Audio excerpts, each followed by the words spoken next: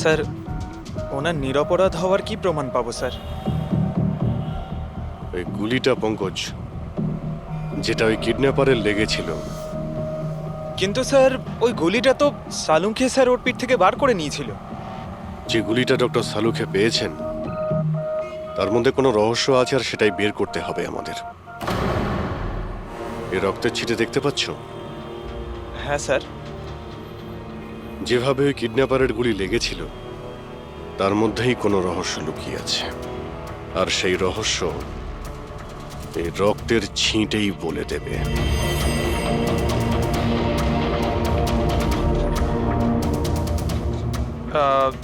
Sir, রক্তের ফোঁটা কি করে স্যার? আরে ভাই, তুমি জানো না, এই রক্তের ছিটেই আমাদের বলে দেবে যে গুলি কত দূর থেকে চলেছে আর কোন অ্যাঙ্গেল থেকে চলেছে। আর রক্তের ছিটেও আমাদের কিছু বলছে। 1 মিনিট তুমি এখানে দাঁড়িয়ে থাকো তো।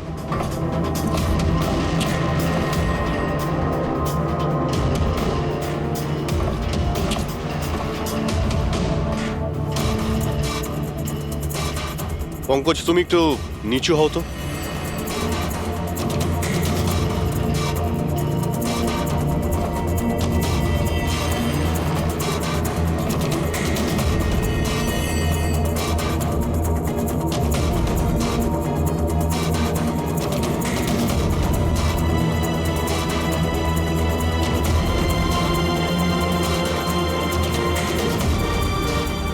তার মানে গুলি 23 ডিগ্রি অ্যাঙ্গেল থেকে চলেছিল। পঙ্কজ, ওই দিন ওই কিডন্যাপারের উপর একটা নয়, 2টো গুলি চলেছিল। একটা দয়ার বন্দুক থেকে আর একটা অন্য কারো বন্দুক থেকে। স্যার, কিন্তু আমরা তো গুলি একটাই পেয়েছি, তাহলে দ্বিতীয় গুলি কোথা থেকে এলো? ওই দ্বিতীয় গুলিটাই তো আমাদের খুঁজতে হবে। ওই কিডন্যাপারের এখানে গুলি লেগেছিল, ও এখানে পড়েছিল, আর পুতুলটা এইখানে পড়ে। তার মানে দ্বিতীয় গুলিটা যেটা পায়ে লাগার কথা ছিল সেটা এখানেই কোথাও রয়েছে।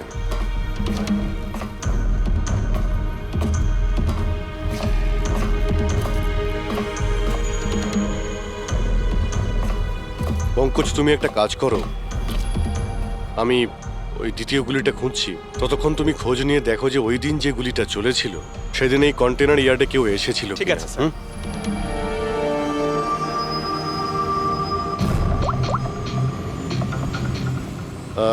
মিস্টার সুপারভাইজার, আপনি একটু উপরে আসবেন।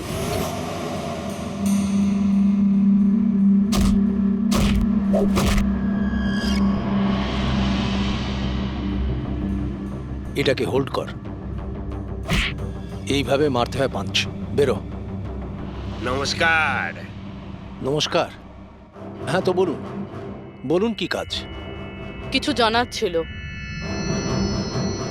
যদি না দিই? কিভাবে আদায় করতে হয় আমরা জানি সেটা।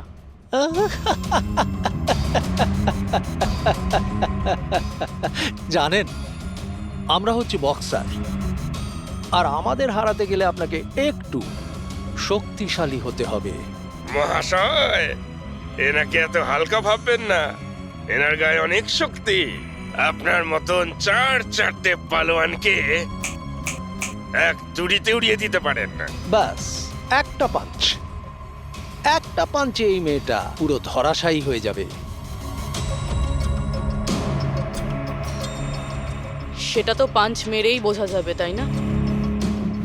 যদি সাহস থাকে ময়দানে এসো। আমার ময়দানে যাবার কোনো দরকার নেই। তোমার জন্য আমার যে কোনো ছেলে যথেষ্ট। আর যদি তুমি জিতে যাও, তুমি যা জানতে চাইছো আমি তোমাকে বলে দেব।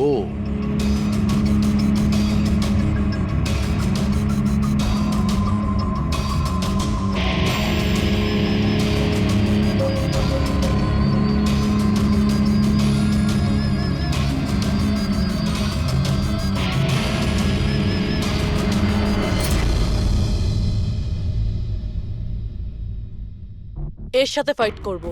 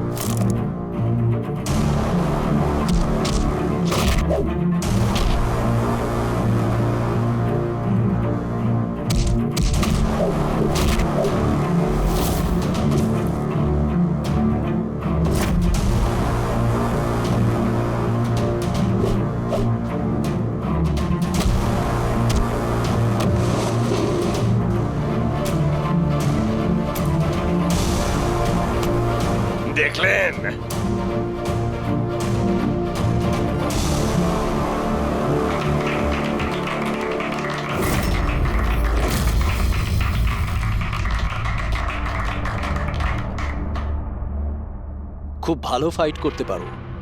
কোথা থেকে শিখলে এত ভালো ফাইট? শিখেছি কোথাও। এবার যেটা জিজ্ঞেস করব সেটার উত্তর দাও। এনাকে চেনেন? আরে, এ মারা গেছে? হ্যাঁ, কেউ খুন করেছে ওকে। ওর নাম স্যান্ডি। আমি ওকে ট্রেনিং দিয়েছিলাম। এই স্যান্ডির অ্যাড্রেস কিংবা ফোন নাম্বার তো হবে।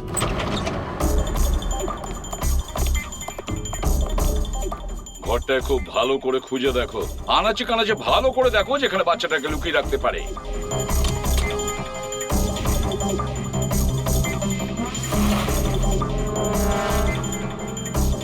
স্যার, হ্যাঁ পুরবি, স্যার এই দেখুন, কাবার্ডে ফটো লাগানো রয়েছে। মাই গড, এ তো মিলির ফটো। আয়ুষীর কেয়ারটেকার। এর ফটো এখানে এলো কি করে? এটার একটাই কারণ হতে পারে, এই মিলি ওই কিডন্যাপারকে চিনতো। হ্যাঁ স্যার, আর আমাদের সামনে এমন নাটক করছিল যেন বাচ্চা হারিয়ে যাওয়ায় সব থেকে বেশি দুঃখ ওরই হচ্ছে। আয়ুষী, ওই মিলির সঙ্গে দেখা করতে হবে। হয়তো ওর কাছেই আয়ুষীর ব্যাপারে সব জানা যাবে।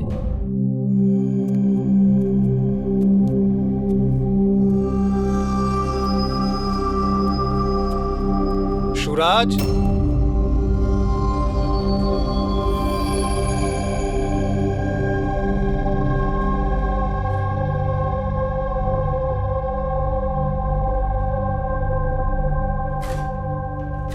সুরাজ,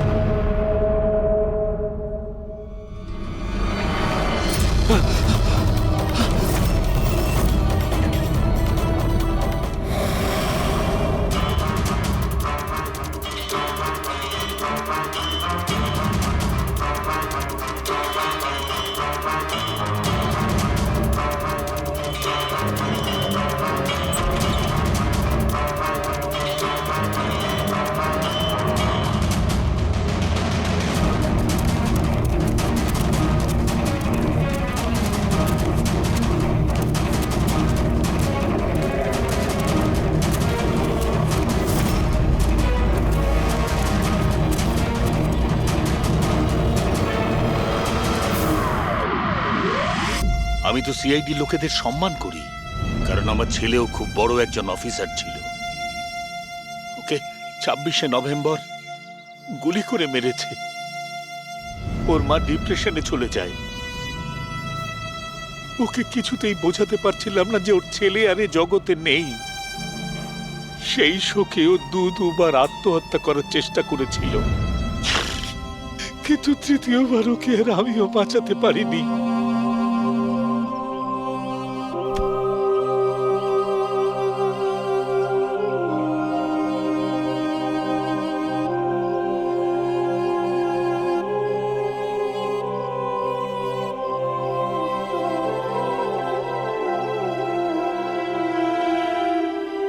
বেচারা সুরাজ বেকার বেকার মরে গেল এর চক্করে।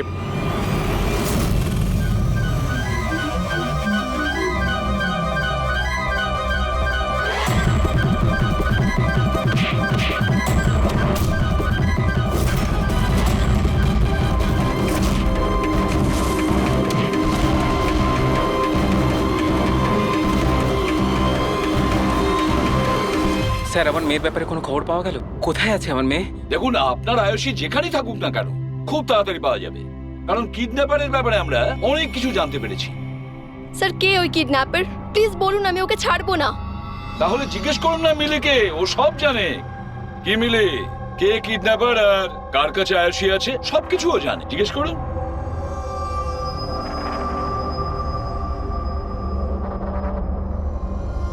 স্যান্ডিকে তো চেনো তুমি, তোমারই বলাতে স্যান্ডি এর মেয়েকে অপহরণ করেছে। প্লিজ প্লিজ আমাকে ক্ষমা করে দিন, আমি ভুল করে ফেলেছি। কোথায় আমার মেয়ে? হ্যাঁ, কোথায় লুকিয়ে রেখেছিস আমার মেয়েকে? বল বল, কোথায় আমার মেয়ে?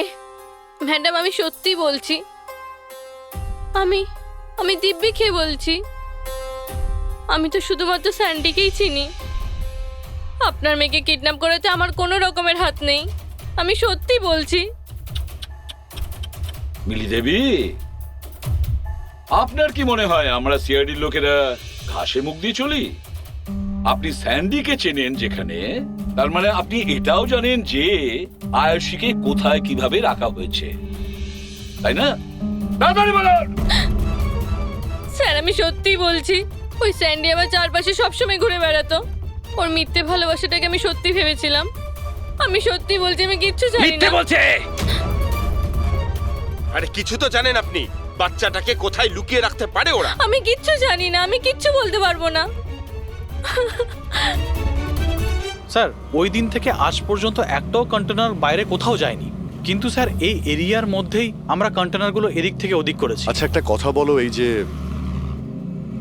এই এরিয়াতে যতগুলো কন্টেনার আছে এই পর্যন্ত,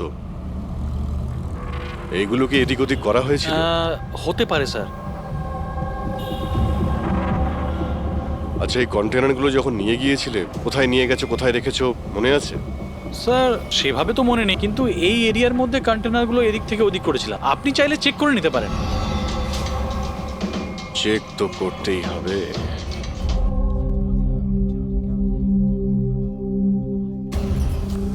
এ হলো রেডিও, জেলের সমস্ত খবরের কাছে আছে। যদি তুমি কিছু জানতে চাও তাহলে এর সঙ্গে কথা বলো, কিন্তু একটা কথা মনে রেখো, একে কখনোই বিশ্বাস করো না, কারণ এ যখন তখন দল বদল করে।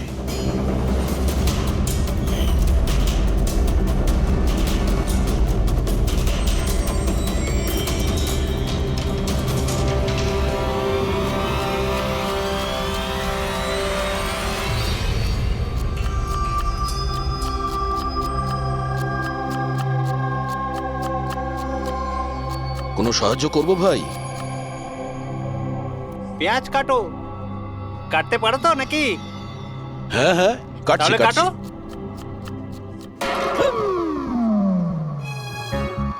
আচ্ছা, শরীরটা তো তোমার খুব সলিড, জিম টিম করো নাকি? হ্যাঁ হ্যাঁ, আগে তো জিমে যেতাম, কিন্তু এখন আর যাওয়া হয় না। ভালো হয়েছে ছেড়ে দিয়েছো। নাম কি তোমার? আমার নাম হলো রেডিও। রেডিও? এটা কিরকম নাম? আমি খুব বকবক করি না, তাই সবাই আমাকে আদর করে রেডিও ডাকে। ও, পুরো জেলে ছোট বড় সমস্ত খবর আছে আমার কাছে। মানে সব মিলিয়ে তুমি জেলের খোঁচড়। হ্যাঁ। আচ্ছা খোঁচড় বাবু, এটা বলো যে সুরজকে কে মেরেছে?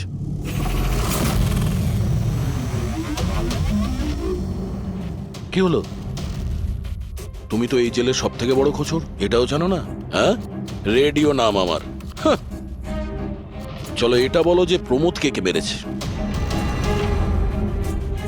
জানো না?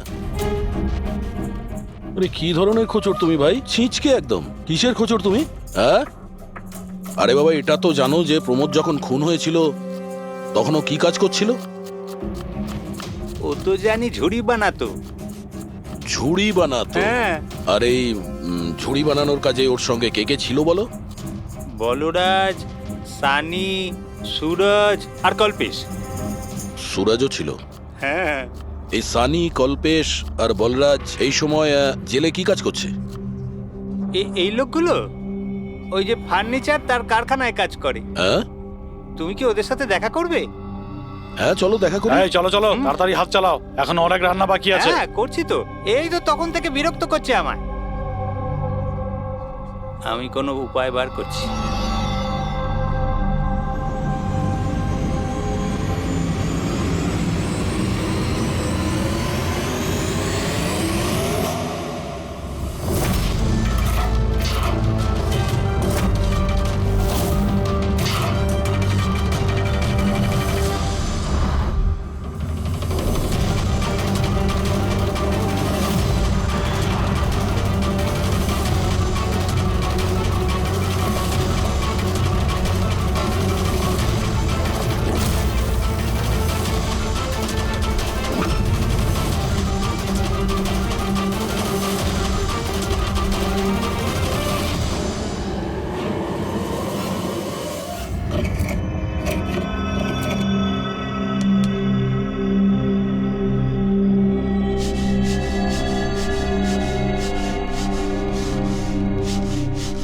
কিছু জানতে পারলে? কে মেরেছে সুরজ আর প্রমোদকে? তোমার জিজ্ঞাসা করার ধরন দেখে তো মনে হচ্ছে তুমি জানো কে সে, যে ওদের দুজনকে মেরেছে। হ্যাঁ, কারা ওরা? হিতেন আর আকাশ।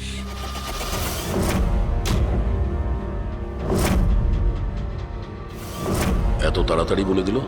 কিচেনে তো ভুলভাল বকছিল। নিশ্চয়ই কোনো গন্ডগোল আছে এই রেডিওর। সকালে আমি যখন তোমাকে জিজ্ঞাসা করলাম তখন তুমি আমায় কেন বলোনি? রহস্যের ব্যাপার এত তাড়াতাড়ি বলতে নেই। আর আমার তো এটাও জানা আছে যে ওই শক্তিশালী লোকটা আসলে কে, যাকে ওই দুজন মারার কথা আলোচনা করছে। যেটা প্রমোদ শুনেছিল। কে সেই ক্ষমতাবান লোকটা? শুনে কিন্তু রেগে যেও না। তোমাকেই মারার প্ল্যান করছে ওরা। আমাকে?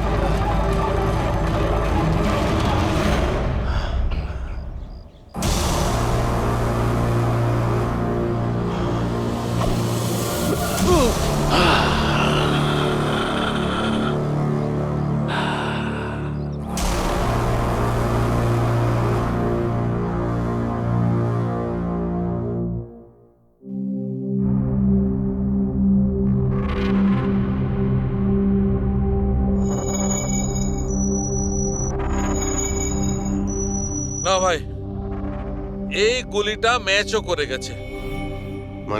মানেটা এই অভিজিৎ, এই গুলিটাও দয়ার বন্দুক থেকেই ছোড়া হয়েছে। আপনি তো অদ্ভুত কথা বলছেন। দয়া গুলি একটাই চালিয়েছিল আর বুলেট পাওয়া গেল দুটো। তাহলে এই দয়া স্যারের দ্বিতীয় গুলি কিভাবে এলো, যেটা কিডন্যাপারের লেগেছে? অভিজিৎ, দয়াকে কেউ ফাঁসাতে চাইছে। হ্যাঁ স্যার, এই কন্টেনার ইয়ার্ডে আমি নিজে দেখেছি। একটা কন্টেনারে গর্ত ছিল, তার মধ্যে বুলেটের শেলও পেয়েছি। ওখানেই বসে কেউ কিডন্যাপারকে গুলি করেছিল। কিন্তু তোমরা কি করে বলতে পারো যে গুলি অন্য কেউ চালিয়েছে? রক্তের দাগ থেকে যেভাবে রক্তের ছিটে ওখানে পড়েছিল তাতে এটা পরিষ্কার যে দয়া গুলি চালায়নি, বরং দয়ার অ্যাঙ্গেল থেকেই কেউ অন্য অ্যাঙ্গেল থেকে গুলি চালিয়েছিল, হয়তো 23 ডিগ্রি অ্যাঙ্গেল থেকে। আর সেটা কে হতে পারে খোঁজ নিয়ে দেখতে হবে। কে এসেছিল ওখানে সেটা জানার জন্যই আমি পঙ্কজকে পাঠিয়েছি, কিন্তু এখনো অব্দিও এলো না, আর ওর ফোনটাও বন্ধ রয়েছে। হ্যাঁ বলুন। হোয়াট? কি এসব হলো কি করে? তোমরা ওখানে ছিলে না? কি হয়েছে স্যার? দয়াকে কেউ আঘাত করেছে, ছুরি পর্যন্ত মেরেছে। হোয়াট? ওকে হসপিটালে অ্যাডমিট করা হয়েছে। তাহলে চলুন স্যার। না অভিজিৎ, জিলা সাহেব বলেছেন যে ওখানে যেন আমরা না যাই। দয়ার জ্ঞান ফেরেনি, তবুও স্টেবল আছে। যেই ওর জ্ঞান ফিরবে ওরা আমাকে ইনফর্ম করবে।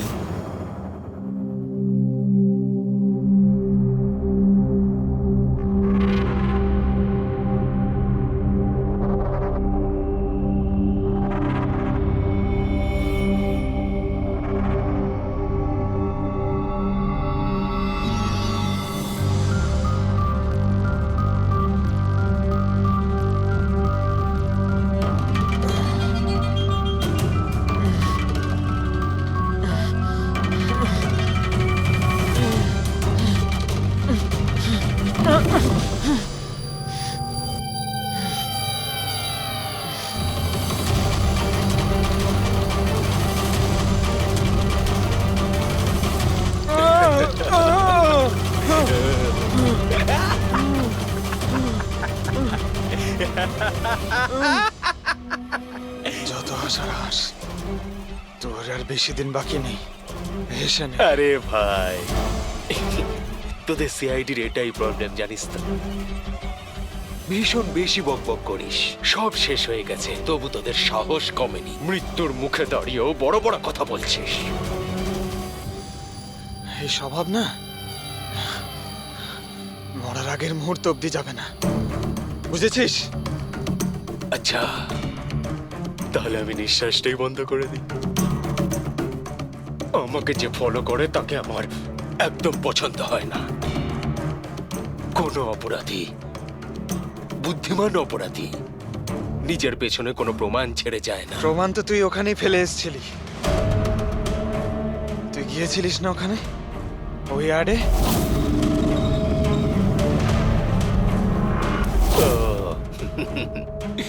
তাহলে তোরা কান ধরতে গিয়ে মাথা পর্যন্ত পৌঁছে গেছিস। মিস্টেক, অনেক বড় মিস্টেক।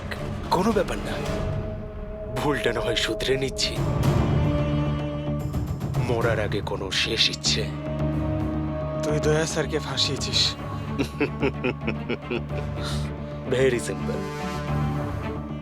আমি কন্টেনারে লুকিয়েছিলাম, ওর মধ্যে থেকে আমি এমন একটা হোল বানিয়েছিলাম যেটা দিয়ে আমি সবকিছু পরিষ্কারভাবে দেখতে পারি, কে কি করছে, বুঝলি? দয়া তো এটা জানতোই না যে ওর ঠিক পিছনের কন্টেনারে আমি লুকিয়েছি। স্যান্ডি এটা ভেবেছিল যে দয়াকেও ব্যস্ত রাখবে আর আমি দয়াকে গুলি করে দেবো, কিন্তু স্যান্ডি তো এটা জানতোই না যে ও বেচারা। খুব স্মার্ট না? একটা প্রশ্নের উত্তর দে। চল বল বল। আরে জিজ্ঞেস কর, শুরু কর। দয়া স্যারের বুলেট কোথা থেকে পেলি তুই? খুবই সহজ ছিল। ফায়ারিং রেঞ্জ থেকে আমরা একটা বুলেট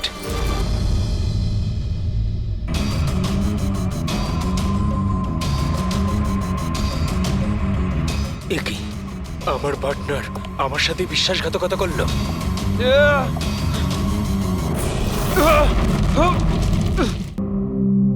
স্যার, দয়া স্যার কেমন আছেন? এখন দয়া ঠিক আছে, চিন্তার কোনো কারণ নেই। দেখো অভিজিৎ, খুব বড় প্ল্যানিং করেছিল ওরা দয়াকে ফাঁসানোর জন্য। হ্যাঁ স্যার, আর এই কিডন্যাপিংটা ওই প্ল্যানেরই একটা পার্ট। আর ওরা স্যান্ডিকেও ডাবল ক্রস করেছে। ওকে বলেছিল দয়াকে মারতে, আর ওকেই মেরে দিয়েছে। তাহলে কি তুমি বলতে চাইছো ওই কিলারের কাছে দয়ার গানের গুলি ফায়ারিং স্পটে পাওয়া গেছে? হ্যাঁ স্যার, কিন্তু স্যার ও দয়া স্যারের গুলি ফায়ার করেনি স্যার, নিজের গুলি ফায়ার করেছিল স্যার। সেটাই তো বুঝতে পারছি না, ওই গুলি দয়ার গান থেকে চলেনি, তাহলে দয়ার গুলি ওই লাশের গায়ে ঢুকলো কি করে? স্যার, গুলি চেঞ্জ করা হয়েছে। কিডন্যাপারের গায়ে যে গুলি ছিল সেটাকে বের করে সেই জায়গাতে দয়ার গুলি রেখে দেয়। কিন্তু স্যার, লাশটা তো কন্টেনার ইয়ার্ড থেকে সোজা ফরেনসিক ল্যাবে এসেছিল, তাহলে গুলি বদল হলো কখন এবং কোথায়? রাস্তায় ফেডরিক, গুলি রাস্তায় বদলানো হয়েছে, অ্যাম্বুলেন্সের ভেতরে। সাহেব সাহেব সাহেব সাহেব, ওই কাজটার জন্য আমি তার টাকা পেয়েছিলাম সাহেব। আমাকে বলেছিল যে রাস্তার মধ্যে শুধু 5 মিনিটের জন্য গাড়ি থামাতে, তাই আমি জুস খাওয়ানোর জন্য ড্রাইভারকে নিচে নিয়ে গেছিলাম সাহেব।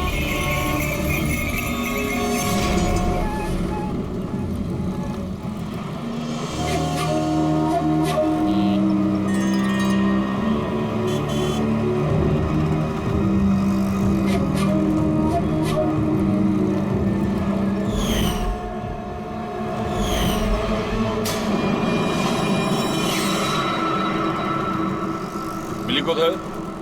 কোথায় মিলি? স্যার, আমরা ওকে খুঁজছি, ও ফোনও ধরছে না। ওর রুমটা কোথায়? হ্যাঁ, ওই উপরে। কিন্তু অফিসার হয়েছেটা কি? মিলি সবাইকে বোকা বানিয়েছে। ও স্যান্ডিকে কোনোদিন ভালোই বাসেনি, বরং এই পুরো কিডন্যাপিং এর পিছনে ওরই হাত আছে।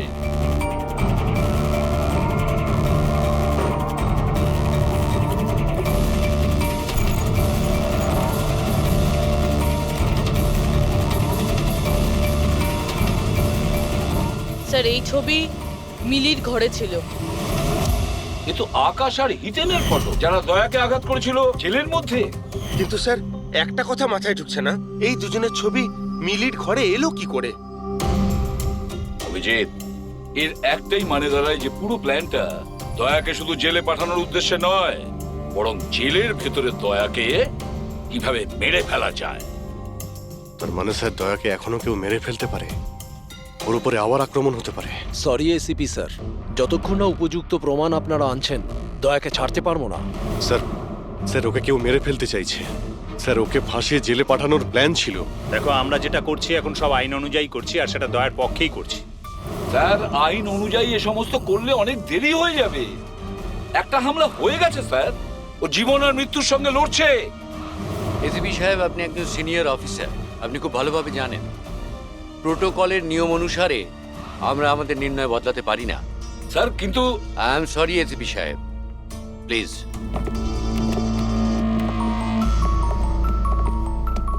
স্যার, হ্যাঁ, স্যার মিলির ফোন বন্ধ আসছে।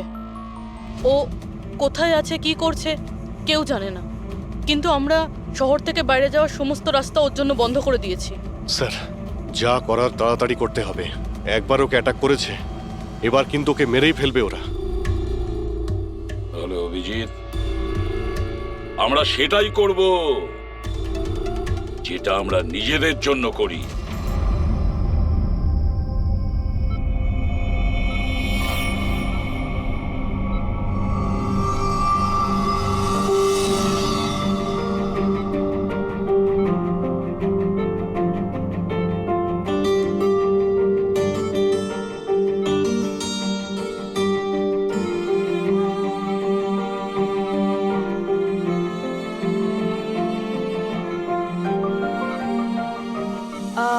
I am sorry sir, visiting time শেষ হয়ে গেছে, আপনাদেরকে বাইরে যেতে হবে।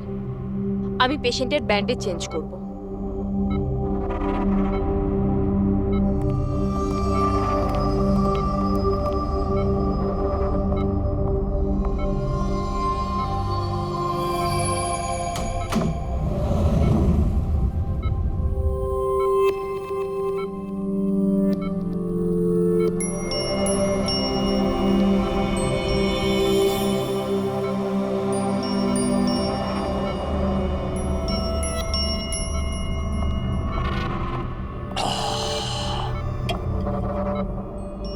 এই পাহাড়, এই ঝর্ণা, এই পাতা আর প্রজাপতি। ম্যাডাম, আজকে আপনি কার করবেন মন চুরি? আরে বাহ, কি বলে দিলেন!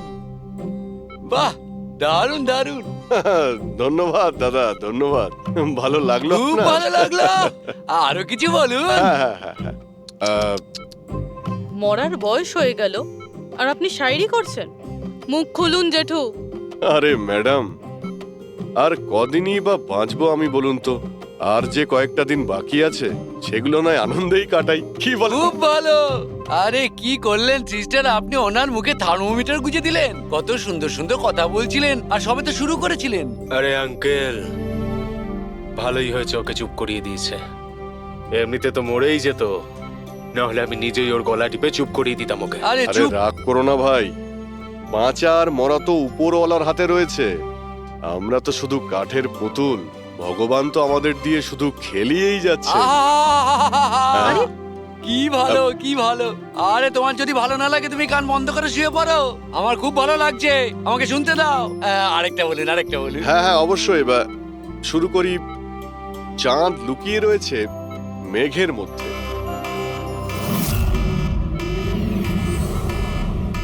এই পালাও পালাও, তাড়াতাড়ি পালাও, তাড়াতাড়ি পালাও সবাই, হসপিটালে আগুন লেগে গেছে, তাড়াতাড়ি পালাও, তাড়াতাড়ি তাড়াতাড়ি।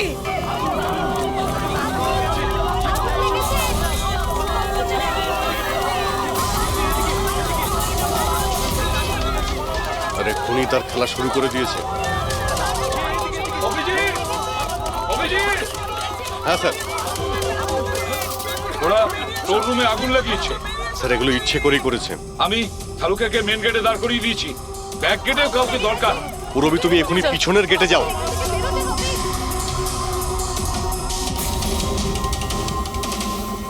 অভিজিৎ, হ্যাঁ স্যার। দয়া খেয়াল রাখো, তার সঙ্গে থাকো।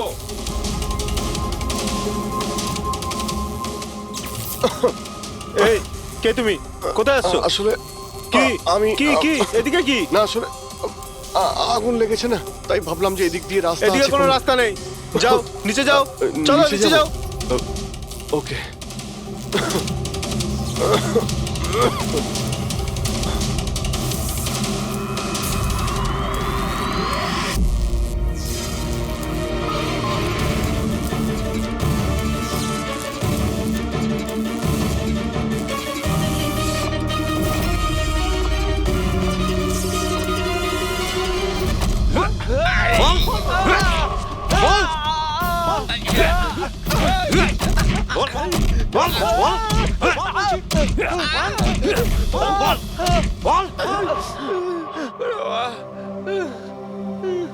আমি তোমাদের দুজনকে আধ ঘন্টার সময় দিচ্ছি, তাই এই আধ ঘন্টার মধ্যে সম্পূর্ণ সত্যিটা তোমাদের মুখ থেকে শুনতে চাই। বলো, কে পাঠিয়েছে তোমাদের দয়াকে মারার জন্য?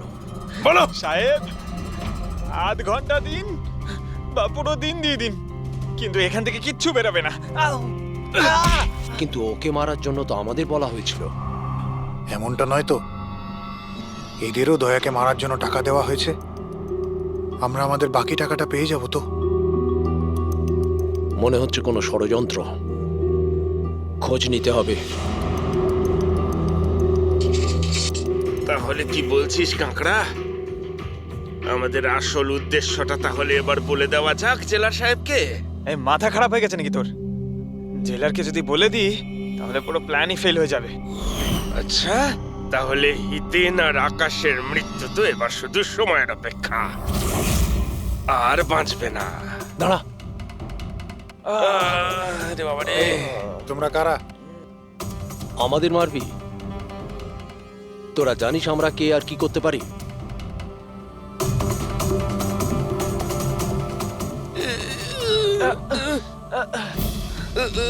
ওরে বাবা রে, মরে গেলাম। ওরে বাবা।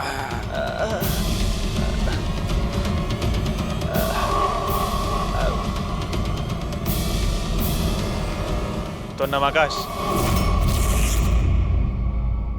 আর তুই হিতেন। তোমরা দুজনে একেবারে অকম্মা ঠেকি। একটা ছোট কাজও তোমাদের দ্বারা হয় না, আর তাই আমাদের আসতে হলো, বুঝেছো? এবার আমরা দুজন করব তোমাদের দুজনের কাজ। এই যে ছড়িয়ে 56 করেছো না, সব আমাদের ঠিক করতে কিন্তু হবে। আমাদের তো দয়াকে মেরে ফেলার জন্য বলা হয়নি, শুধু আঘাত করতে বলা হয়েছিল। এই চুপ কর, পাগল নাকি? কি বলছিস কি? হ্যাঁ আরে সত্যি তো বলছি। ওদের বলছিস কেন? আরে একই কাজ আমাদেরকেও দিয়েছে, এদেরকেও দিয়েছে। টাকা তো দিয়েছে। হ্যাঁ, আর যদি আমরা বাকি টাকাটা না পাই তাহলে? কি টাকা দেবে না? আমি কি ছেড়ে দেবো? কিন্তু এদের বলছিস কেন?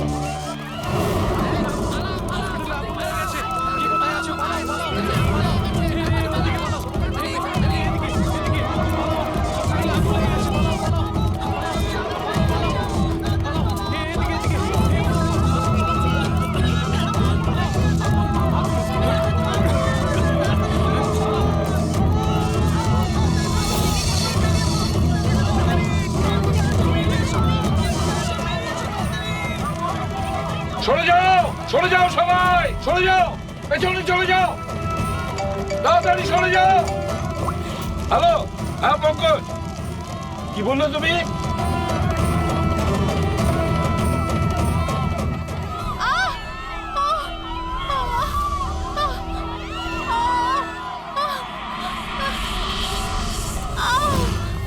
কি হলো? কেউ ধাক্কা দিয়ে ফেলে দিয়েছে। আচ্ছা, আঘাত পেয়েছি, হাঁটতে উঠুন পারছি না। তাড়াতাড়ি আসুন।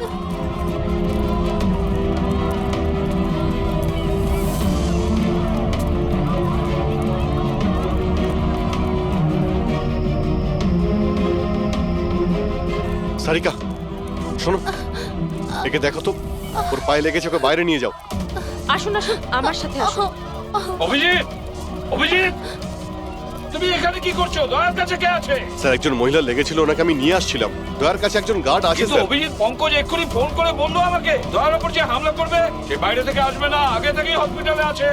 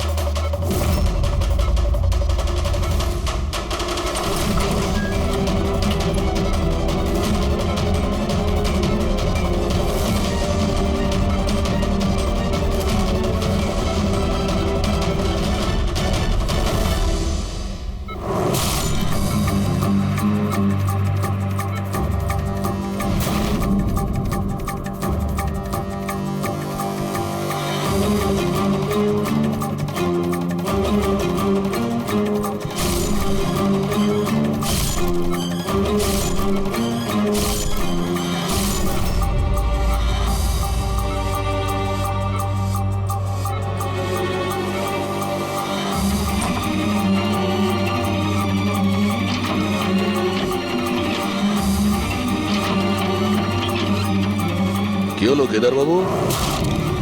দরজা খুলছে না নাকি?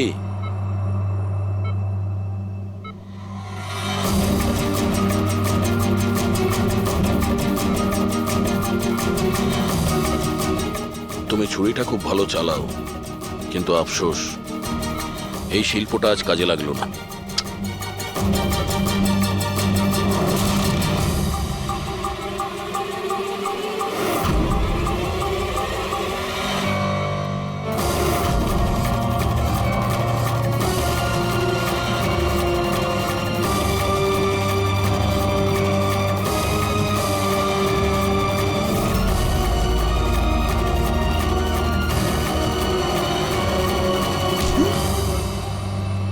ছেড়ে দাও আমাকে, আমি ওকে ছাড়বো না, আমি ওকে ছাড়বো না। কবিতা শেষ, গল্প শুরু। দয়াকে কেন মারতে চাইছিলি? কারণ ও আমার বউ আর আমার মেয়েকে মেরেছে। আমার বউ আর আমার মেয়ে আত্মহত্যা করেছে। ও যদি আমাকে জেলে না পাঠাতো তাহলে ওরা কিছুতেই এটা করতো না। অপরাধ করলে শাস্তি তো পেতেই হবে, তাই না? অনেক বড় প্ল্যানিং করেছিলি না তুই? বাচ্চাটাকে কিডন্যাপ করালি, কন্টেনার ইয়ার্ডে গুলি চালালি, আর দয়াকে ফাঁসানোর জন্য গুলিটাও চেঞ্জ করে দিয়েছিলি।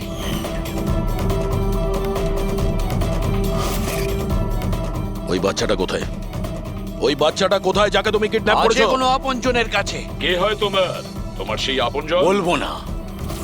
যদি আমার সেই আপনজন জানতে পেরে যায় যে আমাদের প্ল্যান ফেল করে গেছে তাহলে ও বাচ্চাটাকে মেরে ফেলবে। আর যদি ওই বাচ্চাটার কিছু হয় না তাহলে আমি তোকে প্রাণে মেরে দেবো, মনে রাখিস।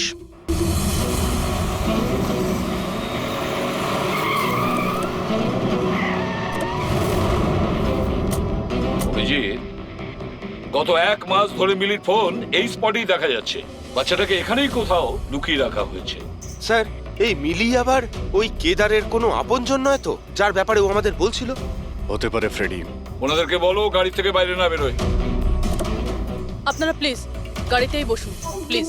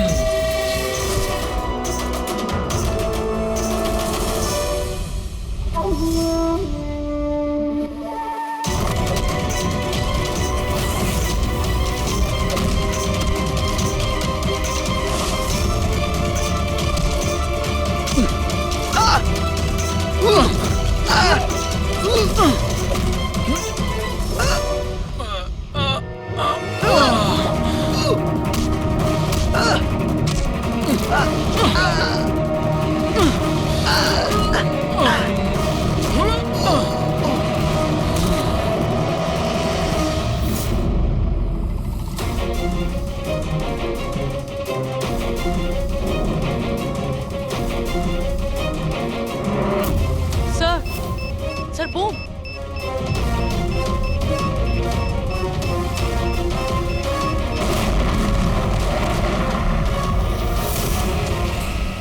মিলি দাঁড়াও, মিলি পালাবে না। বাচ্চাটাকে, বাচ্চা পড়ে যাবে, বাচ্চাটাকে আমাদের দিয়ে দাও। আমাকে বাধা দিও না, আমি বলছি আমাকে যেতে দাও, না হলে আমি বাচ্চাটাকে ফেলে দেবো। দেখো তুমি যা করছো খুব ভুল করছো। ঠিক আছে, আমি এরকম কিচ্ছু করব না। আপনারা আপনাদের গান নিচে রাখুন। ঠিক আছে।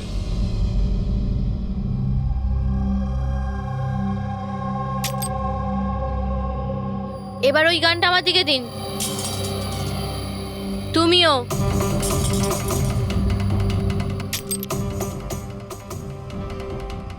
আমি জানি তুমি কেদারের মেয়ে, আর এই সব কিছু তুমি তোমার বাবার জন্য করছো। আপনারা সবাই সিআইডির লোকেরা শুরু থেকে কেবলমাত্র উল্টো দিকেই যাচ্ছেন। আসল সত্যিটা কি সেটা শুধু আমিই জানি, আর এই সত্যিটা আমি কখনোই কাউকে বলবো না, আর আপনারা কখনো এটা জানতেও পারবেন না। দেখো মিলি, মিলি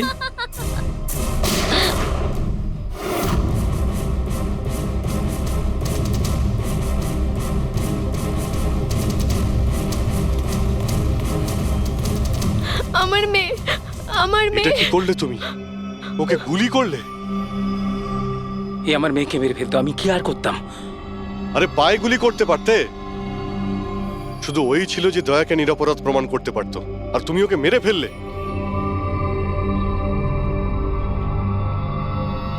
শুধুমাত্র এই নয় স্যার, আরো একজন মানুষ আছে যে আমাকে নিরপরাধ প্রমাণ করতে পারে।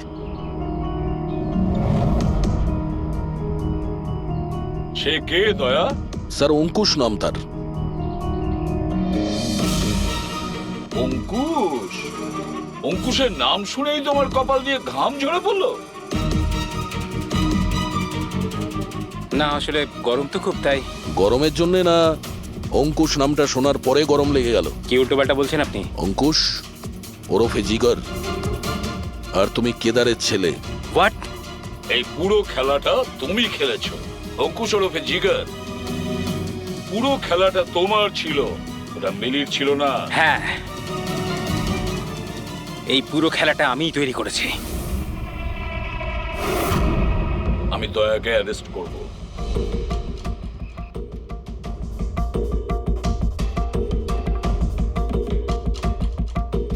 মিলিকে বলে আমি রাকাকেও আমার রাস্তা থেকে সরিয়ে দিয়েছিলাম, যাতে আমার কথা কেউ কোনোদিন জানতেই না পারে। আর আমি হলাম অঙ্কুশ, কেদার হলো আমার বাবা। আর আপনারা সবাই ভালো পুলিশের মতো আমাকে এখান থেকে যেতে দেবেন, কারণ যদি আপনারা আমার সাথে কোঅপারেট না করেন তাহলে না না। কেমন বাবা তুমি? প্রতিশোধ নেওয়ার জন্য নিজের বাচ্চাটাকে মেরে ফেলবে, নিজের পরিবারকে ধ্বংস করবে? এরা আমার পরিবারের কেউ নয়, এরা সবাই অ্যাক্টর। এ আমার বউও নয়, এ আমার বাচ্চাও নয়। দুবাই থেকে আসার পরে 6 মাস লেগেছিল আমার এই পরিবার তৈরি করতে, কারণ আমার আসল পরিবারকে পুরো পৃথিবীর সামনে মেরে ফেলেছে এই দয়া। আমার মাকে, আমার বোনকে, আমার বাবাকে জেলে পাঠিয়ে দিয়েছে। তোমার শত্রুতা আমার সঙ্গে, তোমার বদলা নিতে হলে আমার সঙ্গে নাও। গুড বাই দয়া।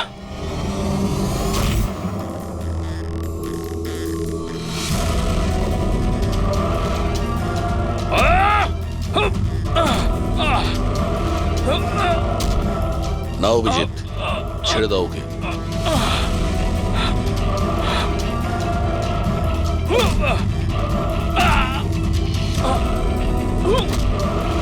আইনের হাত শুধু লম্বা নয়, শক্তিশালীও হয়।